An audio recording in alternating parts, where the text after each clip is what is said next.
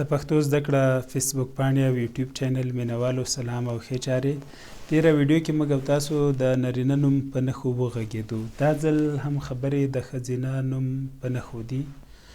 لکه هغه ویډیو کې مې چې یادونه کړې وه، دا درسونه چې دي د استاد رښتین له پښتو ګرامر کتاب راخیستل شوي.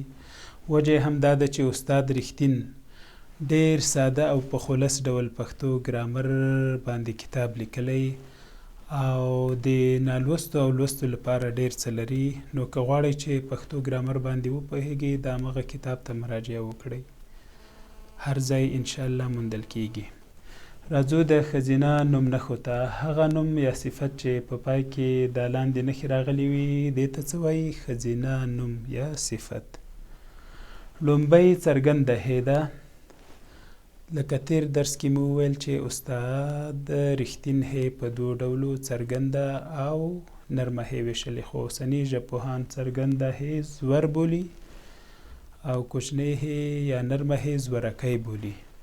نو څرګنده هې یا زور چې د کوم نوم په پای کې راسي، هغه څه شی د ښځینه نوم ده، لکه اسپه ده، لښته ده، پنبه ده، ښځه ده، وړانګه ده، سپینه ده، توره ده، سره، دغه ټول چې دي ښځینه نوم ده. یعنې چې زور یا څرګنده هې پکې راسي، آخر کې یا ښځینه نوم وي.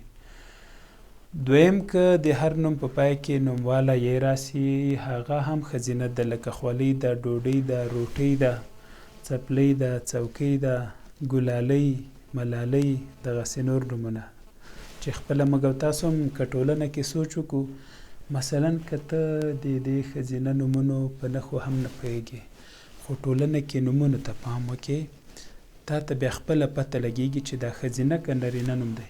اوس ملالۍ، ګلالۍ، شینخالۍ دا نومونه د ښځو وي، نو ته پوهېدلی شې چې په کوم نوم کې نومواله یې راغله، هغه د ښځې نوم ده.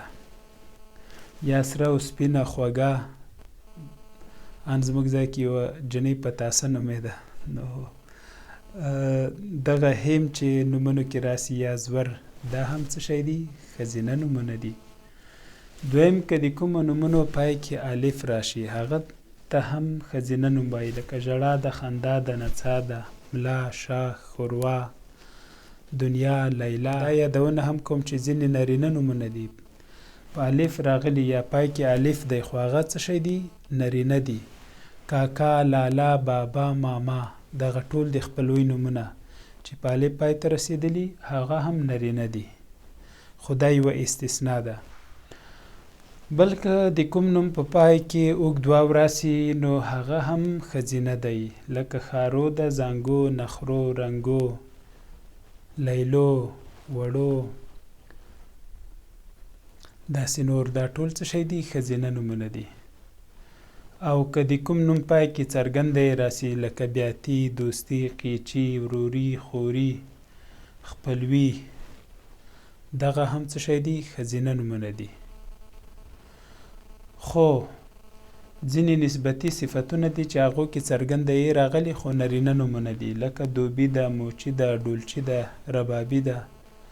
دا بیا هم که څرګنده یې پکې راغله، بیا هم څه نارینه نومونه دي. وروستی خبره دا چې که د یو نوم په پای کې اوږده یې راسي، هغه هم ښځینه نوم دی، لکه ادې ده، ناوې ده، ملګرې ده، تږې ده.